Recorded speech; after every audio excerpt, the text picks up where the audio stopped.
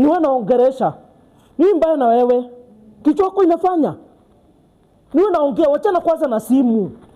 Hii inaweza ipigisha chini. Yes. Ako wapi? Ndio yule pale. Oh, hata ndiye huyu. Wewe mama. Niwe naongeresha, wachana na mambo ya simu, kaa hapo na wewe. Kwani unamuogopa? Niwe naongeresha. Ni mbaya na wewe. Kichwa chako inafanya. Niwe naongea, wachana kwanza na simu.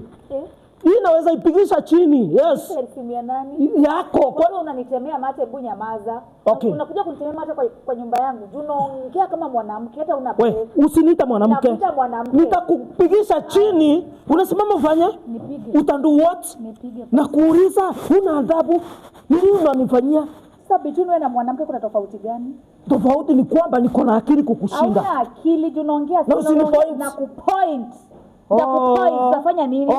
Utafanya nini? Ndio maana unanitumia mtoto aniitisha pesa.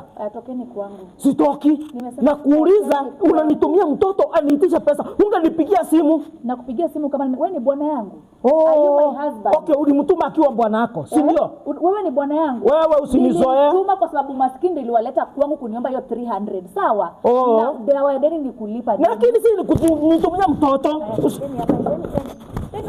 Unakaa type C. Ebo ndeni nonsense. Beba kunipigia kelele. Unajua mama nitakuja kukuachia laana mbaya sana. Achia laana. Wachana na mimi. Wacha kunifuata. Juu unataka nikugonga uende uchukue P3. Ni vile tu tuko hapa. Ningekuonesha.